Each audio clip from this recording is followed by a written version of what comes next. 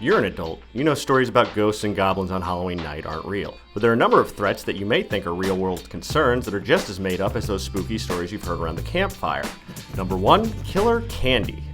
Somewhere out there is some lunatic trying to kill your kids by handing out poisoned Snickers bars and candy apples with razors buried inside. It's such a common belief that a lot of cities offer free inspections of Halloween candy for concerned parents. The only problem is, this doesn't really happen. In the last 50 years, there's not been one reported case of a person handing out poison candy to random trick-or-treaters. The closest case was an incident in the 70s where a child died from a poisoned pixie stick. In that case, the father tried to point the finger at a deranged stranger who gave his kid poison candy, but after further investigation, police found out the father intentionally poisoned his own son and tried to cover it up with the well-known urban legend. As for objects like razors or needles and candy, there are actually some reported cases every year, but nearly every time they are investigated, it never lands on some evil stranger in the neighborhood, but kids playing pranks on other kids or kids playing pranks on their parents, and the incidents almost never lead to anything worse than minor injuries. Number 2, satanic cults. This one may seem a little weird to people born after a certain time period, but in the early 80s, the US was in the middle of a phenomenon called the Satanic Panic. Following the publication of the book Michelle Remembers, in which a woman claims to uncover repressed memories of ritual abuse as a child at the hands of Satanists, the US went Satan crazy.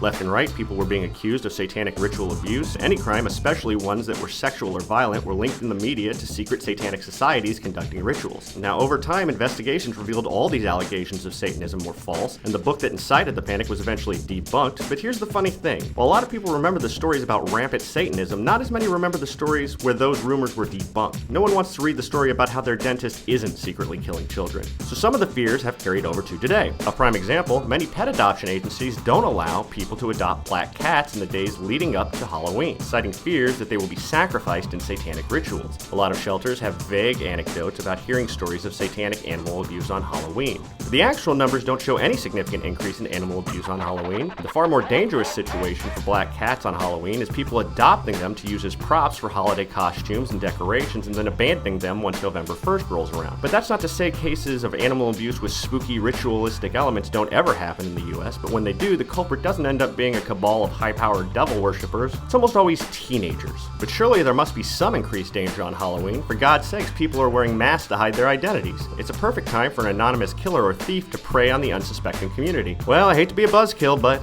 number 3.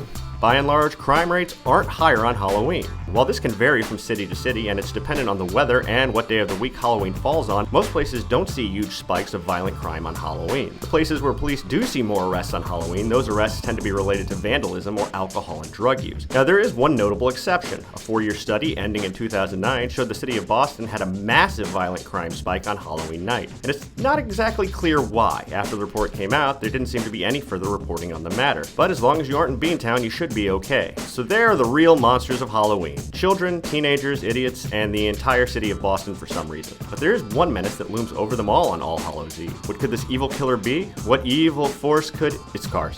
It's cars. The biggest killer on Halloween night is traffic accidents. You take a night where more kids are on the street at a poorly lit time of day when people are partying too hard and getting behind the wheel, and that leads to an increase in fatal accidents. So if you really want to protect yourself, drive carefully and look both ways before you cross the street. And join us next month for our feature on what the biggest killer is on Thanksgiving. It's also cars. I'm Jonathan Soboleski for AL.com.